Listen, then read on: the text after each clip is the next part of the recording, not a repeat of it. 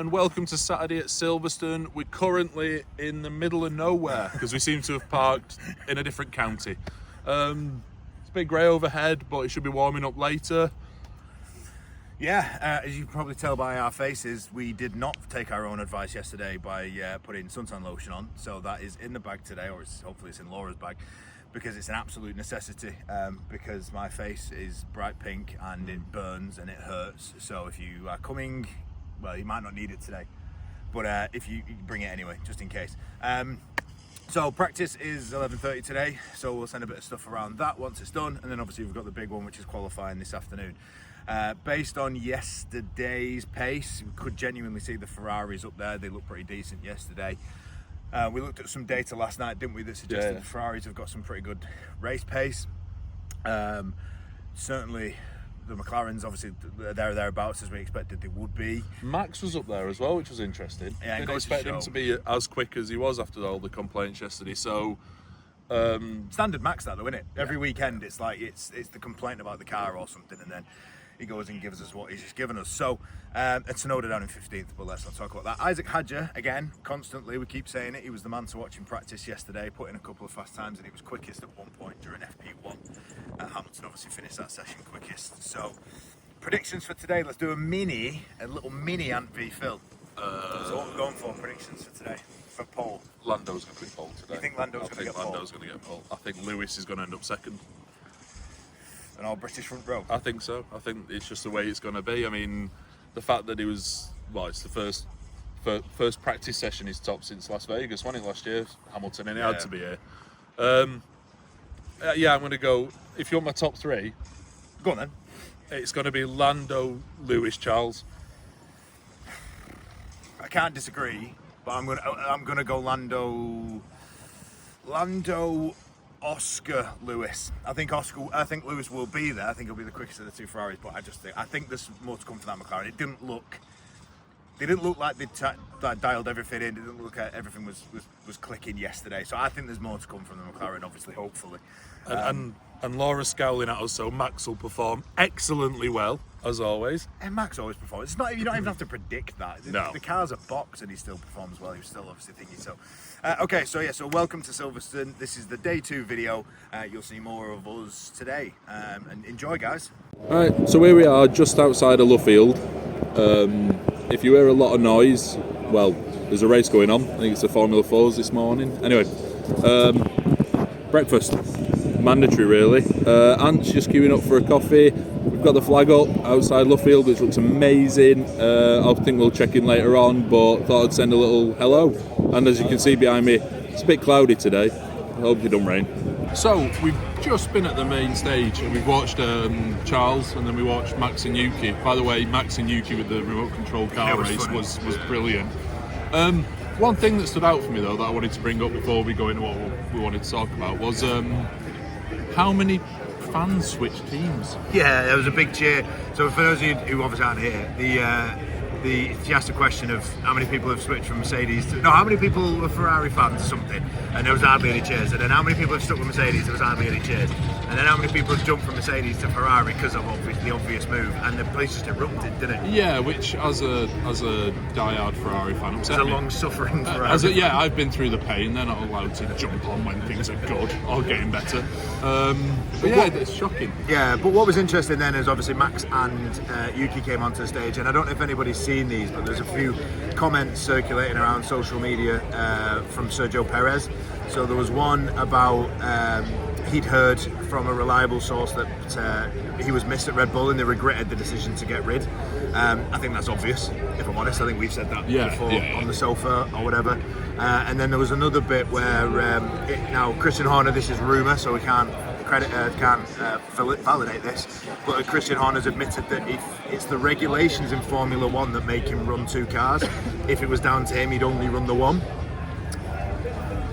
Ouch. I know. If that's wait true. back your second driver there. Yeah, and look, we've said that. How many times have we said that? It's obvious that he just focuses too much on Max. We had it in the past with Vettel, and there was a gap there was a dominance with Vettel, and then there was a gap, and then there's a dominance now under Max, and looks like they're leading into that gap. The problem, obviously, is that the rumours are that Max is flirting with Toto Wolff and Mercedes.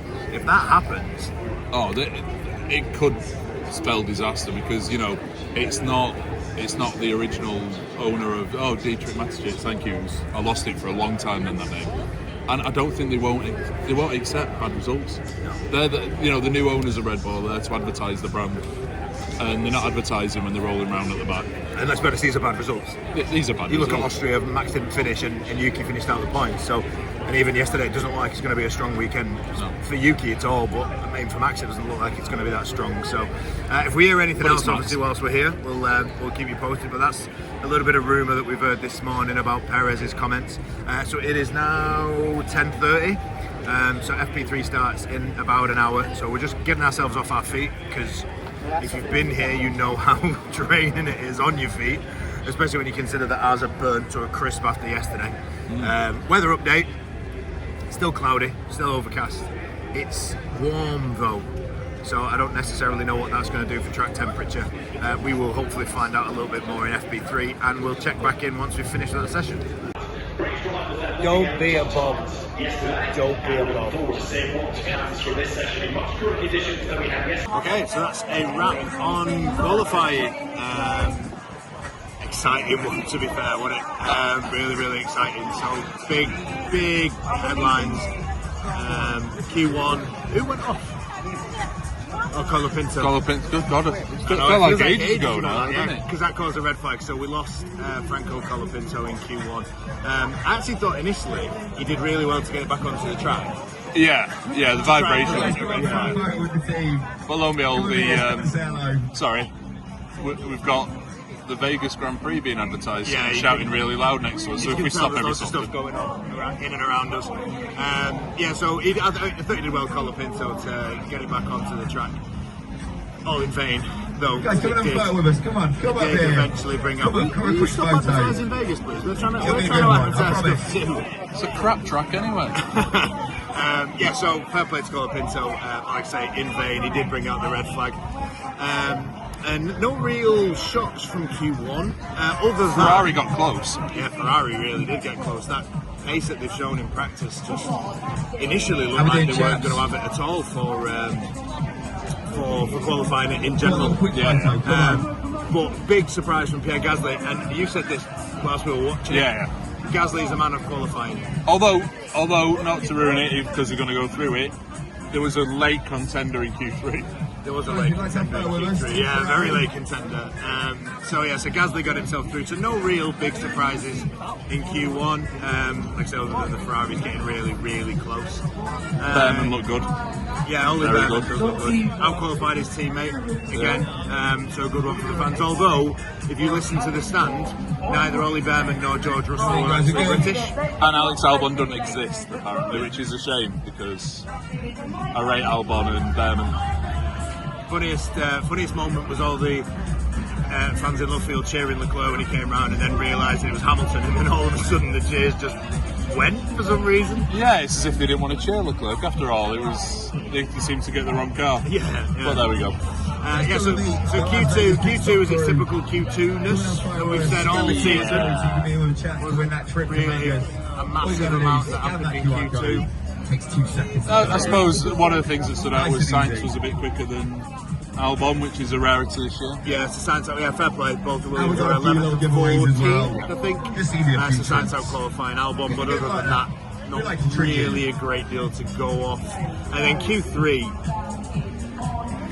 You got to come over and say hello first. I think we could waste about 4 hours talking about this, but we won't, because Laura's arms are going to fall off. I think did we have 4 poles event in the end? Guys, I know photograph. Piastri was at one point. Yeah. I think Lando was at one point. We had Hamilton go quickest at one point. Are we stepping up for a picture, guys? I'm sure he did. Are we going for a picture? I might be wrong. Anyway, We'll have a little picture with you. Anyway, they were that close between them on Poland. many runs, and then Whereabouts? I mean, the last runs, when you saw Piastri Lando went first. You saw Lando sort of mess it up just in the final sector, and then he thought that was his chance to pull done, although he did out-qualify Lewis to get up to what was at the time second. Piastri then messed it up towards the end, and he just thought nobody was gonna set a time. And everybody in the crowd, to be fair, one thing about obviously being here that's different to watching on TV, obviously, like any sport, is just the atmosphere. The crowd when Lando nearly got it, and then Oscar nearly got it, and then I don't know. I'm going to do something I didn't even mention that we were going to do this. Laura, turn the camera around and just tell people who got pole. Get involved. Go on. Oh no, you got shine. Max got pole. Where on earth he got that? And the weird thing is, his final sector was actually not that good if you watch it back. I only noticed it on the screen behind us. He'd already gone 3 tenths up after 2 sectors. He was 3 tenths quicker at the middle sector, and then I think he only finished a tenth quicker, which is still fast, don't get me wrong. Especially with that Red Bull not looking like it had anything, really. No. We did, in our predictions, neither of them even mentioned him. I mean, we said he'd be there or thereabouts, but my God, he was there. Oh, well and truly there. So, fair play to Max Verstappen. There was a standing ovation. I did read some stuff this week that Silverstone had asked people not to be abusive to Max Verstappen fans. I don't know if that's the right phrase. I will say on that, there's a few moments where people seem to show the disdain for him when he went past, which I think is a bit. But I don't think I've ever seen anything that makes me. Look, Silverstone's always for us been a safe place to come. I've never once felt like Max Verstappen fans get abused, but anyway. Other than the one who's getting in the car with us on the way back now, she might get a little bit of it. But no, fair play to Max. That was an absolutely outstanding lap, and he's really put himself in the mix. The Ferraris were a little bit disappointing from what we've seen in practice so far, 4th and 5th for them, but I mean, that's how tight it is or it seems to be getting at times this season. That 5th and 6th for them. Sorry, Russell was 4th. But 5th and 6th seems like a really bad qualifying, but that's how tight it has been at times this season. So fair play to Max Verstappen. So on our predictions, you said 2 Ferraris and Lando. I said 2 McLarens and Lewis. We're both wrong. We're both wrong. I was more right. Where's all the fun happening? I had 2 McLarens. I got 2 out of 3. And in the words of Meatloaf, that ain't bad. 2 out of 3 ain't bad. Okay, so that will wrap us up for this qualifying. Oh, going forward. Oh, sorry. How's your fancy the race? I worry that you've got a weird cocktail going on of Max Verstappen, Lando Norris, Lando wanting to do something really big because it's Silverstone, and that resulting in Lando not finishing this race. I hope I'm wrong. Of course, I hope I'm wrong. But I feel like Lando might make a horrible mistake tomorrow. And I hope he can still hear us, because the Vegas thing has just decided to get a bit noisier. There's a shiny disco helmet. Sorry, it's distracting me massively. Who do I think? I still don't think you can discount Lewis. It's not that far back. I can't see anyone other than a McLaren winning. I'm sure Laura will be shaking her head now. But I think the Ferraris will be there or thereabouts as well, and Max will do everything in his power to wind everyone up tomorrow. We're not going to allow ourselves to change our predictions from Austria, so we are going to still stick with Phil's going for Charles Leclerc. I'm still going to go with Lewis. Phil said if anyone in red can do it tomorrow, it will be him. We do apologise again if the sound doesn't come through very well, because it's just busy. Look, we're at Silverstone, it's busy. Go on, Laura, one word, who's going to win tomorrow? Max. There we go. So that doesn't count for any predictions, because I'm winning, so I don't want anything to throw me off from winning. Okay, so that will wrap us up for qualifying days, day 2. Join us again tomorrow, of course, where we will have all the action from what's going on here at Silverstone for the Grand Prix, and of course we will have you a video as quickly as we possibly can straight after the race to discuss everything that happens. But from me, and me, and Phil, and Laura, and Laura, it's congratulations to Max. Well done to the 2 McLarens for getting up there, and this has set us up for one hell of a Grand Prix, and we'll see you for it tomorrow. So cheers.